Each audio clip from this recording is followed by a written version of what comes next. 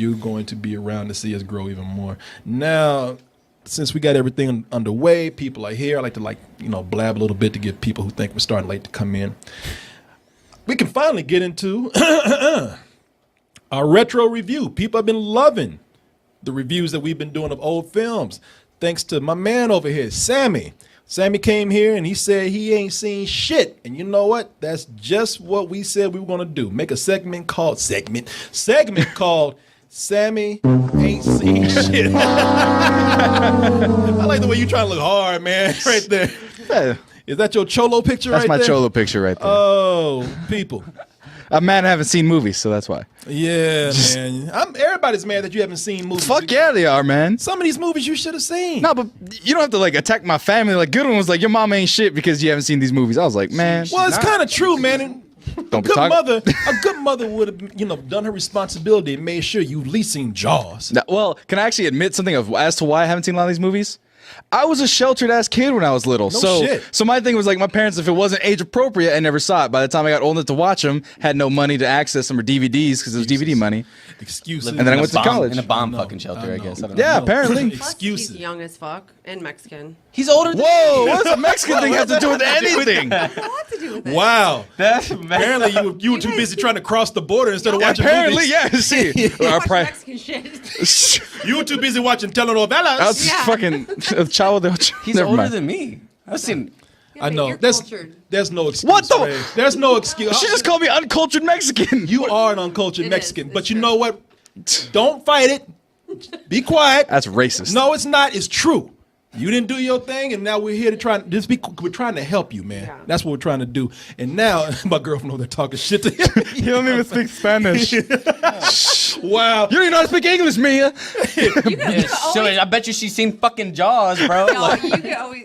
You can always count on Mia to throw some low key shade. She goes like Always. she's like a shit talking ninja. like a goddamn- She would run in. Goddamn palm tree with her shade, man. Exactly. Fuck Always. you. And keep on going.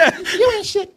But you know what? Here's what we did, Sammy. We came in and we said we're gonna do something with this and we're gonna make something out of it. Right. We're gonna make something positive out of this negative. We're gonna educate your ass. Mm-hmm. And we're going to do that today with a movie. Now, I know we told people that we're going to allow them to choose a movie that we will see, but this one seemed kind of urgent right here. Everybody's seen Jaws. This is the one that, as Ray said, you come out the vagina watching Jaws. There is a creature alive today who has survived millions of years of evolution. I think that's that shark narrator I thought you were talking about Sammy, who hasn't seen Jaws. who hasn't seen shit. Without change, without passion, it will attack and devour. That's back when narration just used to scare you. Right. Just a dude talking would scare you. There is a thing in the sea. It will fuck you up with no control. I know he could have been talking about Little Mermaid. That's what, I know. There's a talking crab. Yeah. Named Sebastian. And I'd have been like, oh shit. Right. Under the sea.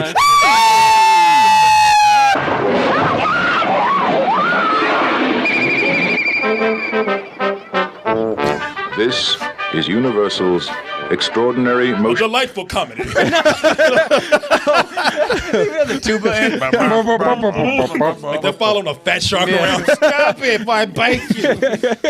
People, this is the 1975 classic directed by Steven Spielberg.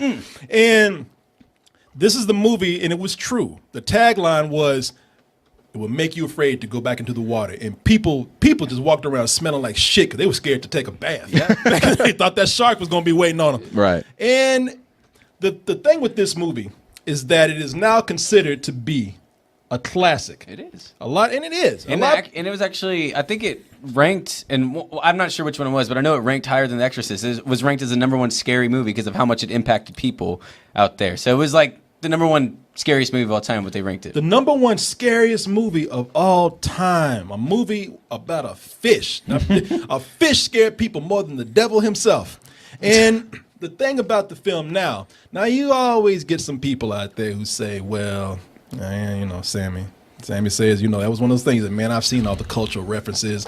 That movie, it was good for its time, but surely if you go back and look at it again, it ain't as good as everybody says it is. And some people tell you, nah, man, The movie's flawless. So, and why you laughing? Some people say that. And well, you saw it today with them, right? Yeah, I watched some of it. And when was the last time, Danielle, that you've seen Jaws? To be real honest with y'all, it's probably been since I was like 10. 10. And you know what? I'm older than her, and I was about 10 when I saw Jaws. I've seen. That's the thing about these old films, man. You see them in bits and pieces, and you think you've seen the whole film.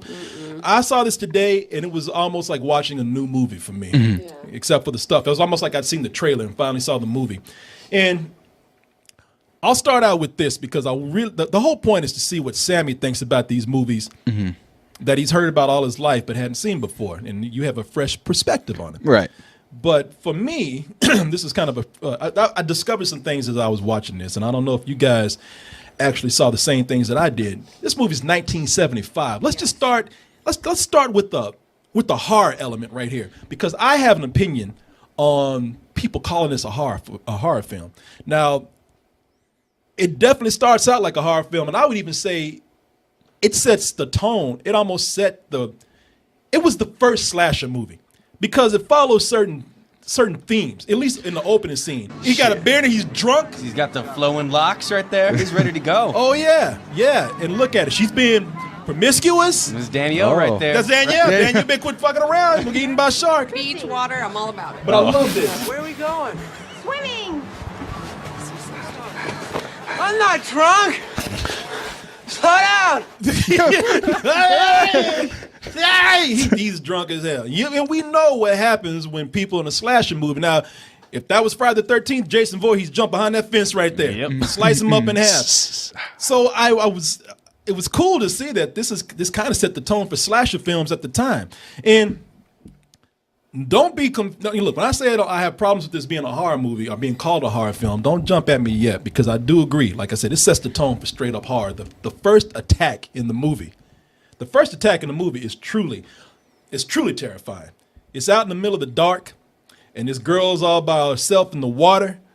You know, and just like in a slasher movie, the dude is drunk somewhere while she's being killed. And her screams are, I know I watched this, man. It was really hard for me to watch because I know she's acting, but just the agony that she's in while she's being attacked, it really does already mess your mind up and sets not only the tone for the film, but also it sets a tone in your head that leaves an impression throughout the whole movie. And I will tell you why that's important in a minute.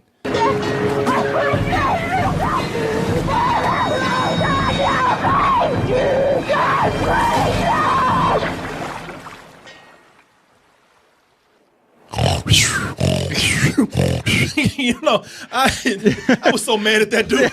Didn't give a fuck. I'm like, you ain't that goddamn drunk. You drunk enough to not follow a hot girl into the ocean? Yeah, he was just running after me. He heard her scream. He just like, I don't want to have nothing to do with this. But you know, the reason why it's important that we watch that and see and see that scene is because being that that's the first part of the movie. Now, I don't know what audiences were like back in the day. I was I was about 6 years old when this came out, and I saw it, and I thought, I didn't appreciate just how well crafted this movie was, because when you watch this, it's not so much about the shark. There's a lot of things that are going on. You don't even see the shark that much. I mean, the whole legend behind this is that the shark was a mechanical shark that Spielberg was going to use. They even gave it a name, Bruce. And it just stopped working. Yeah. And so they had to just kind of work without. And it made this movie so well crafted, because y'all don't understand when you watch this, man. You're not even seeing a shark, but that shark is always in the back of your head. Yeah. Oh, yeah. Because the movie, while it's not showing you the shark, it keeps reminding you how just scary and badass sharks are. When you watch the film, I mean, it's about 20 minutes, 30 minutes before the next attack happens. And you don't see anything, but they drop hints as you go along, like Rob Schneider, who plays what's his name, Brody? Yeah, Chief Brody. He's in the movie, and like he'll be reading books, and you're not seeing the shark, but they're showing you shark attacks. They're showing you what it looks like when sharks take bites out of people, and while you don't see anything, it's still telling you in the back of your head, damn, if a shark got a hold of me, he fucked me up so bad. Right, exactly. And when they're not showing you things, They're telling you stuff. They're doing everything but showing the shark. Quint, legendary character from the movie. Who played Quint in the movie? It was Robert Shaw. Yeah. Robert Shaw, who plays Quint in the film. When you're not looking at pictures of sharks fucking people up, you listen to stories, horrifying stories about what sharks do to like thousands of people trapped in water. Oh, then you hear that terrible high-pitched screaming. I like the way Richard Dreyfuss back there. He ain't blinked. Yeah. Right. He back there. He's pissing on himself right now. Like, He's was sitting this there. dude really in this? Yeah. What do you mean?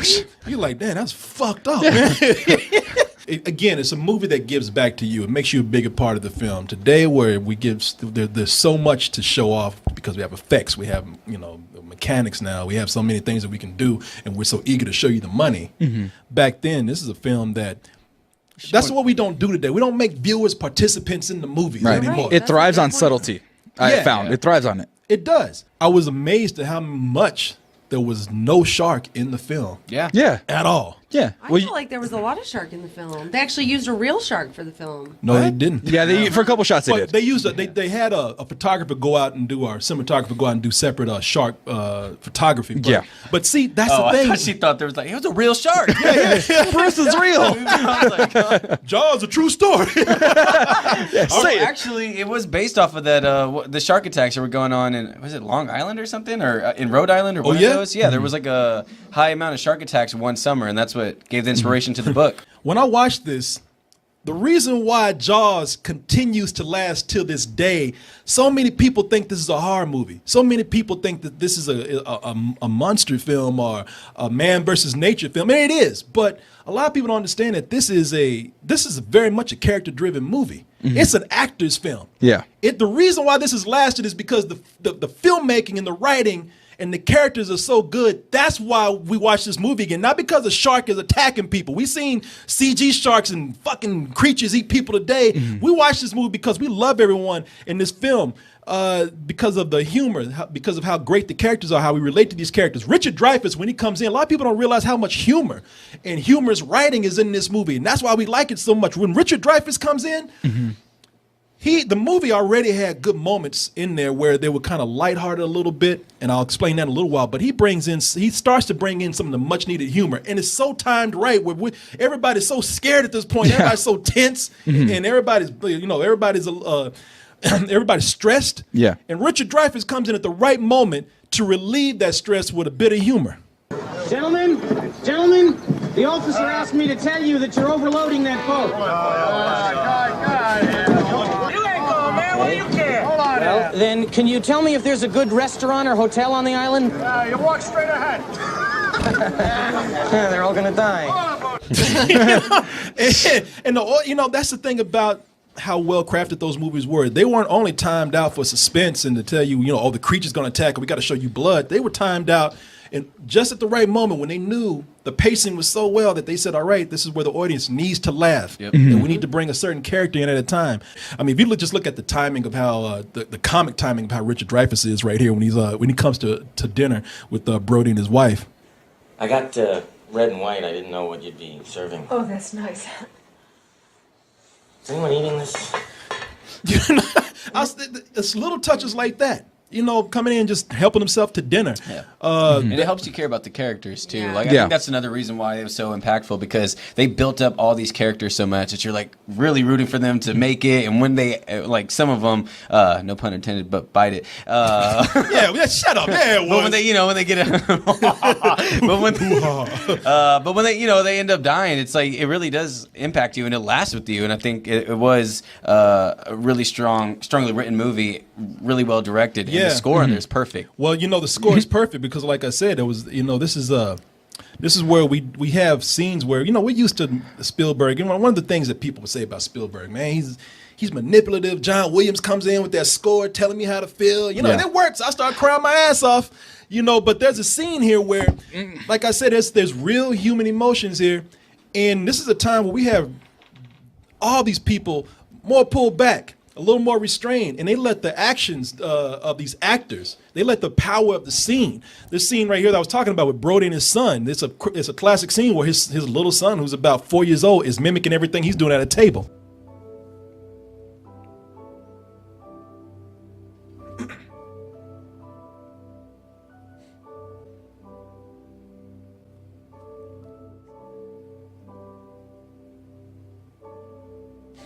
Kid's mentally ill. And the shark. The shark comes out his mouth. It turns that kid is the shark. How old do you think that kid is, man? I guarantee you he's. How old do you think this kid is right here? You're asking for a reason. 4 or 5. Yeah, 4 or 5. She said, she'll be, man, he's 15 years old, man. I guarantee he's 5 or 6. I was off when I said 8. You're right. He's not 4. She's like, man, he's in high school, man. He's Peter Parker. He's Spider-Man. I loved this scene, though. It was actually one of them that really stuck out to me because it's very rare that you see a father connecting with his son this age in movies this day, being this vulnerable and this affected by his That is true. That Rob Schneider, how vulnerable he is in the movie, because they tell him, he tells everybody straight up, he's like, look, I don't even like water. Be like, right. What the fuck you here then? Yeah. Spoilers, right? Of course. Yeah, we can spoil it. Well, after the first kid dies, and that's the scene is right after where that lady was like, your son, you could have saved my son. You knew there was a shark out there. And she slapped the shit out of him. He goes home to his kid, sees his kid, is like, I need, give me a kiss. I need it because I could have lost you. I could lose you at any moment. He's very worried about that since that kid died. I'm about to get some real film school shit on you. Okay. Now, you want a lesson? I'm gonna give you a real lesson right here. I'm about to get into. Somebody said, man, you don't even talk about the language of movie. I'm gonna get into like framing and shit. I'm about to get into technical issues. All right, bring it. I'm about to get pretentious on your ass right now. All right, where my beret at? But it's because this is Spielberg was not the Spielberg that we see today. The Spielberg where he has every resource at his hands that he didn't whatever he wants he can get. He's a man that changed Hollywood, making these blockbuster films with special effects. Him and George Lucas back in the day.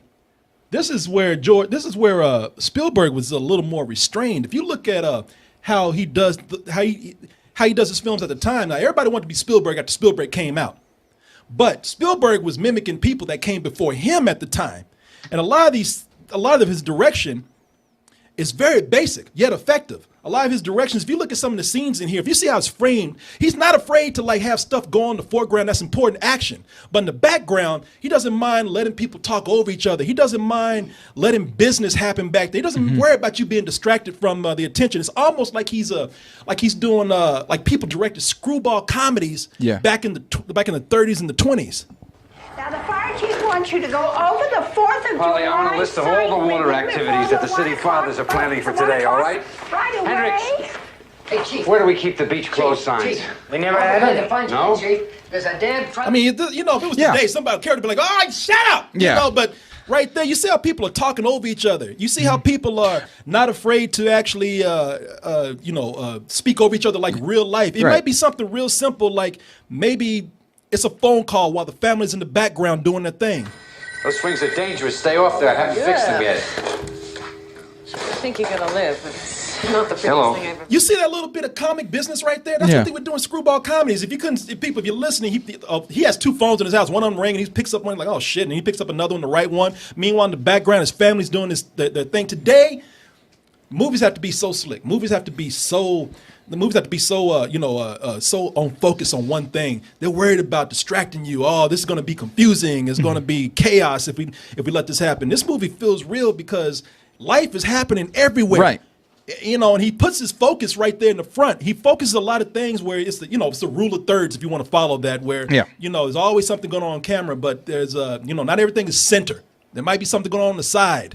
I looked at this movie and I said, God damn. It's not only just like watching a new film, it's like watching new techniques. Yeah. That somebody's working with, even though this is an old film. Were you gonna say something? Oh no, going with that was one of the things I loved about it the most. Obviously, was just kind of the way things were framed. Some of the lighting, a lot of the lighting too, as well, is perfect. One of the overarching themes I saw in terms of lighting and framing was like silhouettes. Silhouettes are used throughout the movie. The sailors, the victims underwater, and it just added to that shroud of mystery of what that shark is and what is it doing, how is he getting there, how big is this thing. And so certain things like that add to just the fear and the not knowing. When you see an image that's silhouetted, you don't know what it is all the time. You can't see their face, you can't see what they're feeling. So by implementing that, you kind of get that from not only the shark but from the people as well. No, you do get that from the people. I was looking at some crowd scenes in here. There were scenes where people would say, shut that up. There's a guy, the mayor. We had a shark attack at South Beach this morning, Mayor. in the middle of a parade. People would, you know, they would have you like the parade would be like way down the background, you know, be muted, and then you would hear this guy so loud and boisterous, and it's like, nah, man, they let these people be people. There was even a scene in here where it was comedic because there was so many people and made it feel real. You remember that scene when they were having the town meeting? Yeah. And one dude made a joke, and one woman found it tasteless. Yeah. And she made a joke, but it wasn't the movie. The movie didn't stop to let you hear her pun or her punchline. She was talking in the middle of everybody else, and you had to do the work as an audience to catch it. Is that $3,000 bounty on the shark in cash or check? I don't think that's funny at all. I'm sorry. Yeah.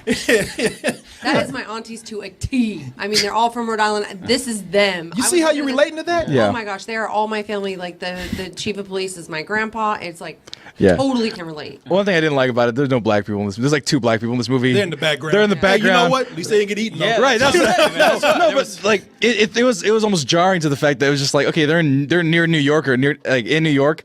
And it's just white. I'm sorry. No, but it was really jarring because I'm so used to seeing all these multicultural things nowadays, right? It's just going back and just there. Nope. That no shark didn't like that dog meat, man. There was one token black family I did see, Well, but there's only white people would keep going back into the fucking water, bro. That's You know black people get in no damn ocean. I heard one black dude, boy, get out that water. They left. They went home, you know, and didn't come back. They were the only black family that was there. You know, because if Jaws is in New York, bro, you would have gotten fucked up. Jaws would been like, I'm getting the fuck out of here. You would have seen a gang of black kids beating the fuck out that shark. That was the prequel. When Jaws was in the inner city, and he was like, fuck this, I'm going. No, that shark actually saw some black. He's like, oh shit, hey man, that was all right. It's just like white people over there. So you're saying the premise of street sharks would not work in modern times? Sometimes you let people be too real. Do you remember that? There's a scene in here where an old dude has his titties just hanging all. Oh yeah. I'm like, God damn, man. And like, I didn't even know a man's titties could get that big. I heard of like man boobs, but I thought they were on fat dudes. I didn't know they were on skinny man like that. Those are breasts He's right like there. 80 years old with the tits of like a 22-year-old. I like that one ear sticking out. One ear sticking out. Ray was aroused. It was weird. His titties are bigger than yours, Danielle. That ain't gonna happen. Man, he's a bra. I was looking at that like, is that what I got to look for? Yeah. See, I was thinking about old people though, from all ages. They don't give a fuck. You know, really you see old man. You see old man in the gym. Shit, in the locker room. Fucking nuts just hanging. Oh no, put it away. That's why I tell people. They say, man, I'm gonna get it. I would get a tattoo, but I don't know. When I get old, I might not like it. Like when you get old, you ain't gonna give a fuck. Yeah, you're gonna be like this dude. Your titties gonna be hanging all out. Look how happy he is. Look at how happy. Big ass ear. I love the way you looking at Rob Schneider like, you like what you see? He's trying to give him a lap dance right now. Touching's extra. Hands. Just a bunch of beads to get thrown at him on the beach and shit. The parade's gonna go by. Just is this in the Gulf? What is it? No, you know the shark started to eat his ass, and he was like, "Ugh, shit, man, fuck, cover your ass up, man." Chewy, sucking on his tit instead of eating him. Give him a calcium. But you mentioned the scene with that boy. That boy gets killed, man, and that's the thing about the movie. When I say it doesn't get over sentimental, not only by holding back on the music and the over emotional writing of scenes, but just not giving a fuck. Right. You know, today today we're kind of cautious about how we do kids in movies, and the people that get killed first in this movie, they're not adults, they're all kids, man.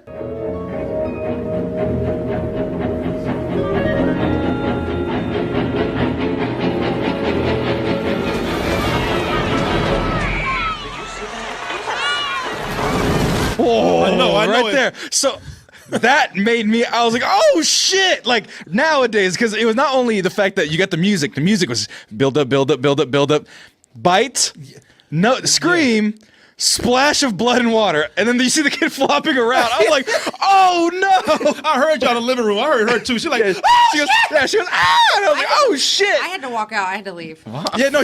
She was like, oh my God, that's so horrible. And I was like, I can't handle the stress. Bravo. And the thing is, I like the way the movie, because if it had been any other film, people thought, oh, well, the boy lived, and that's just a joke. Yeah. Oh, he just had a big pack of Kool-Aid right there. Right. You know? That was his juice box there. No, that's that kid, and he's flopping around, and they brutally killed this kid. And again, you don't see anything except blood in the water. Right. But I like the way they killed the kid. Walk the fuck on. No, for a long time they don't say shit about that kid. That was so. Me and my brother talk about movies a lot and stuff. And one of his things that he wants back in cinema is like kids being in peril. Kids having the idea that they could get fucked up and they could die. Big examples like the Goonies. They shoot at the kids with guns and they could actually kill a kid. This kid literally gets eaten by a shark. Imagine being 7 years old in that theater, being like, "Oh, that kid's gonna be fun. Oh my God, no!" and so that kid's not gonna go in the water when his mom says, "Hey, come back." Okay, I'm not gonna get. You're gonna get eaten by a shark. And the kid was cool. Yeah. Normally in movies today, the kid would have to be an asshole. Or a brat. Kid was cool. He's a good kid. Just went out there to swim. Yeah, play football in the water. He asked permission. He's like, "Mama, can I go swim?" Yeah, come back in 10 minutes, baby. Okay, I'm gonna go. Goes to his inner tube. Bullshit, bro. 7 minutes later. I was just flopping that kid around too. Yeah. And again, the reason why that was important is because they had to let you know if we're gonna fuck up kids, just think about what happened. We get an adult. Exactly. And that's why people were so scared. Yeah, that set the tone really fucking high when I first watched this. This shark was not PC whatsoever. Yeah. This shark fucked a woman up at first. Yeah. Fucked a kid. Mm-hmm. I'm surprised he didn't kill a black person. That was the thing. Like the teenager. This is all before it's like slasher film and stuff. But the teenager went. She screamed and was done. You didn't see much of it. It was dark and everything. And you saw her remnants later. Well, this kid. Dumb how he like threw her around. Like the shark's gonna bite you and you're gonna die. You're not gonna. Yeah, she kind of bobbed up and down. One bite, two bite, she goes down. That was fine with me. But this one was like, no, we fucked up this kid. There's blood everywhere, and everyone panicked. And this is what we're gonna be about. And this is what we're doing. Boy, that ain't Roy Schneider, by the way. Someone said you keep saying Rob. Roy Schneider. I keep saying Rob Schneider. Yeah, I know. I went with it because I didn't know the guy. So it's wishful thinking on my part. Yeah. Rob Schneider is sending sharks. Roy Schneider. Rob Schneider is a shark, a street shark. Be like, shut up. But Roy Schneider, man. Rob Schneider. Someone added to his Wikipedia. Rob Schneider was in Jaws. Maybe Jaws 5 or something. No, I'll say this much. If I had anything to complain about, it's two things right here. One would probably be. Here they go. I know, and it's not. Okay, you have to. I got some things too, but I'll let you start. I'm complaining about one thing here that I would complain about today. Like you have some characters that are kind of just cliche characters, no matter what age that they're in. You got the bureaucrat. In this case, it's the mayor, the guy that no matter how dangerous his situation is, he's like, oh, well, we got to bring the money into the town. 4th of July weekend. Yeah, and his suit. Was, I hated his fucking suit. Fuck his suit. I thought that was funny. It was the mayor played by Murray Hamilton, and that guy, great actor playing that role, and I love the character, but it's a typical bureaucrat. Brody, sick vandalism. That is a deliberate mutilation of a public service message. Now, I want those little paint-happy bastards caught and hung up by their Buster Browns. That's it. Goodbye. I'm not going to waste my time arguing with a man who's lining up to be a hot lunch. I'm going to see you later. And there was one part where there was a bad actress, man. Do you remember that part? They had that one actress who's like, oh my God. Do you remember that part? Which part? Oh. I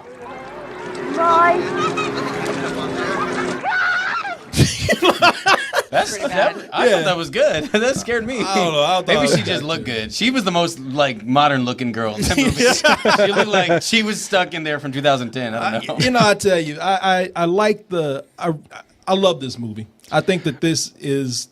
I'm not just saying this out of nostalgia.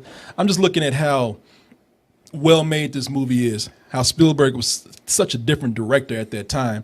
Just how they did so much because they didn't have computer effects or they didn't have the digital age to help them out. I would tell any filmmaker, aspiring filmmaker, amateur filmmaker, somebody working on a budget, study this film right here. Because there's a lot of things that they do in this movie. There's a lot that a lot of shots that you can take from this. As long as you're good with your actors, as long as your story is compelling, as long as you're good directing people, you can mimic a lot of what's done in this movie that Spielberg has done himself with the technology, combined with the technology that we have today, the affordability of the technology we have today.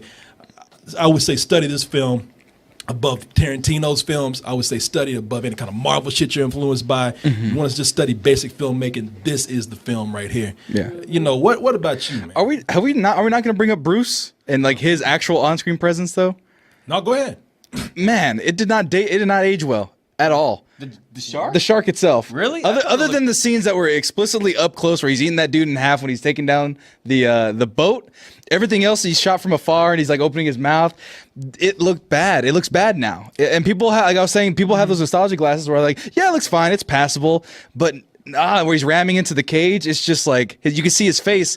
It doesn't look good now. I think it looks great. There's a scene in there, I can't remember, where he's like by the edge of the boat. He reaches into the water to get something and it pops up right by him. But that part still gets me every time. Yeah, with their fingers, like watch your fingers, don't get your and then he jumps.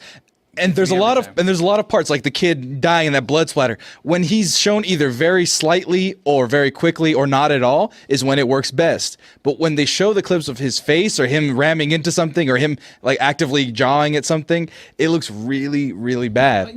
I can't get past it. I really couldn't. I think it looks great. So the build up where you see a fin, you see it. I don't, man, it still holds up if you ask me. I mean, I was like, so like that part, yes, and some of the parts where it's kind of like a big ass puppet right there. but like right there, like right there. Keep playing it. Let me see. I think that looks great. Only when the mouth, where you see the teeth in the mouth. That thing is scary, man. Yeah. No, it is but when it has its mouth open is when it's most effective. Like that right there, like that. It's just puppet falling back. And so this is the part where I'm gonna get a lot of people angry at me. Yeah, are you up close by a lot of sharks or some shit like that? No, I just having seen footage of sharks, like. Someone mentioned this in the comments of me not seeing this when I was presenting this, and they said, I wish they would go back and CG the shark in. No. I say I would like to see what it looked like just so it can switch that fear into me in a modern time, because the setup is there. The setup is perfect. It's masterful. But then you see the puppet and for me, I see a puppet. I don't see a shark. And I know I'm supposed to allow myself. I know I'm pissing off a lot of people that say it's a well done animatronic, which it is for the time. But me, I didn't get that sense of fear. Okay. Well, let's go ahead and wrap this up then. I hear what you're saying. Yeah. So you would kind of, we're going to wrap this up right now. So you were saying like you were hinting to me that people see this as nostalgia, and that the puppet. But as far as the film itself, all the pieces together are, like you said, masterful filmmaking. It's something that students should be paying attention to, should be studying, and learning how to make things on the cheap and without all the resources at the ready. But for me, so back, if I were to rate it, if I was somebody watching it back then, fucking full price movie, better than Sex. Me watching it now, it's a matinee. I mean, I would go catch it for $5 on the river and go watch a big old projection screen of Jaws. That'd be fun. If you're telling me to go watch in the big theater for $10, $12, I ain't gonna do it. Okay, you kids are spoiled today. What about you, Ray? Oh, I would go see. They actually do. If you come to Texas every summer, they do at cable stock. It's here in San Antonio or in New Braunfels right there. You can go on the lake and you can watch this on the big screen in the water, and it's terrifying. It's I would love to do that. You sit in the tube and you watch the movie. Yeah. Now, watch this. Don't worry about Jaws 2, Jaws 3. Don't worry about those. Just watch this. This is it. This is a full price. I mean, this scares the shit out of me. Yeah. I still love this movie. No. What about you, Danielle? I think it's great. I've always loved it, and I was happy to watch it again. It was, It's a better than Sex movie, if you ask me. Really? It scared the shit out of me. Yeah. It caused me to the point where I'm like, you know what? I'm stressed out. I'm watching this. I'm leaving. I got dinner to make. I can't handle it. I got enough stress. And I can tell you one thing. You talk about me saying about the iconic moments being ruined. This one, it was. We need a bigger boat. Since I knew he was but that is a very that's the first time you really see it and come at you. And so had I not been expecting it, where he's just throwing chum, not looking, and then you see it pop out, that would have scared the fuck out of me had I not seen it before. All right. And you know what's cool about that scene? They set up. It takes its time to set up scenes where they show you water over and over again for about 10 minutes from a certain angle, and then it gets to one point where you get so used to watching that angle that when you see that angle, that shark jumps out, you're like, oh fuck! Exactly. That's what they did a really good job with, I think, is the timing and the pacing of being comfortable and then scared, and then being comfortable and then scared. It wasn't too much. It wasn't, it was perfect. See, that's why you. Can I tell you that? So you know what this movie actually really did? Seeing the effects of that time made me appreciate Star Wars more. But nah, you still spoiled. Matinee. You don't know what you're talking about. I'm saying me. I CG the shark. I'm saying me. I'm saying me right now, having seen what I've seen. And they take out them titties right there. Or CG them up better. Make them big. C cups. Come on. One or the other. It's America. C cups. Half-ass titties in there. Come on, man. Hilarious. They look all. Hey. Instead of Jaws, the sequel was titties. But titties 3D.